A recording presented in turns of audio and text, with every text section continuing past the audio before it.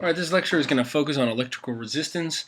As we learned from Star Trek The Next Generation, it says resistance is futile.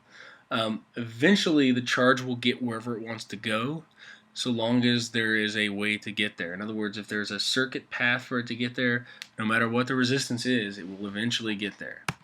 So the goals for this lecture are that you understand the factors that affect resistance and you be able to calculate resistance of a wire given some of the factors. So resistance is something that doesn't really stop, but it impedes the flow of charge as it moves through. Resistors are generally made out of non-metals because metals actually allow charge to flow through them very, very easily.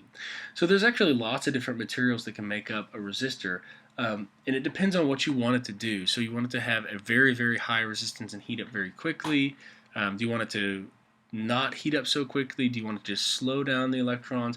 There's a lot of things that you can look at whenever you're trying to make a resistor, and all of these actually represent resistors.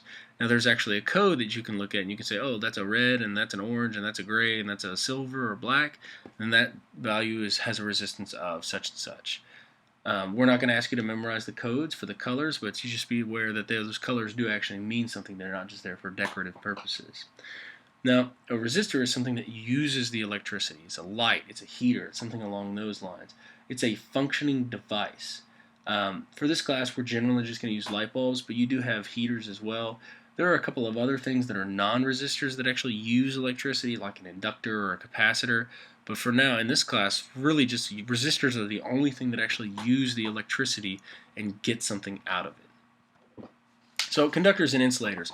We've talked about conductors and insulators before, but basically conductors have a loose hold on their valence electrons, and so because of that, they are actually able to allow charge to pass through them much easier. And you actually see that with metals, because metals are in that d orbital, that transition area of the periodic table. It says they don't hold on to those electrons very well because they have this extra valence shell. Insulators, on the other hand, hold their valence electrons very tightly.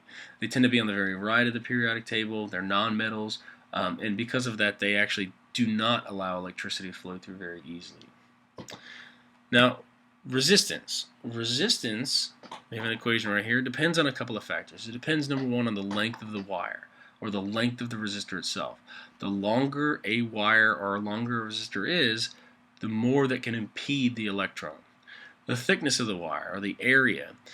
The larger the area, the more pathways there are for the electron or the charge to move through the wire. So increasing the thickness of the wire actually decreases the resistance.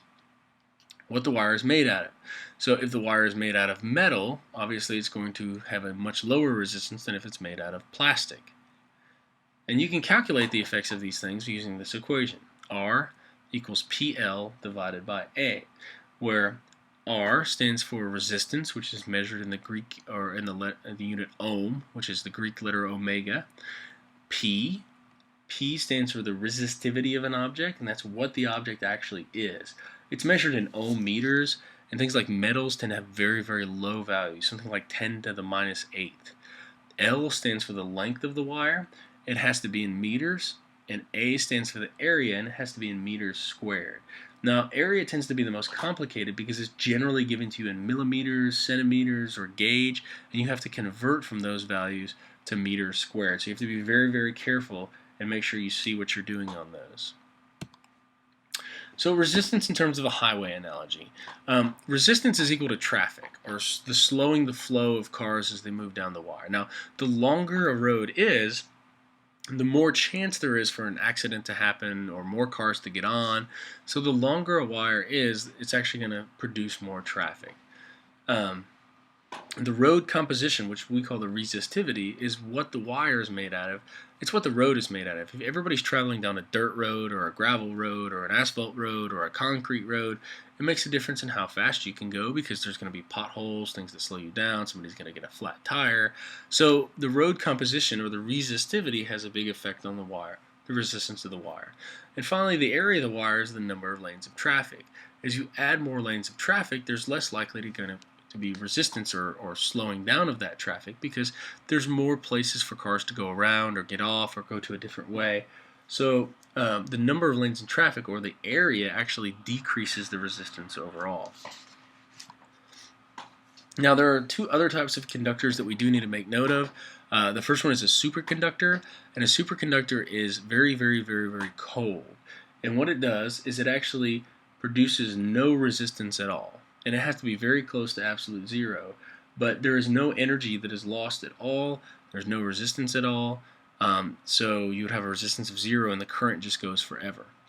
A semiconductor is one in which the resistance value really varies with temperature, and that's the basis of all modern electronics.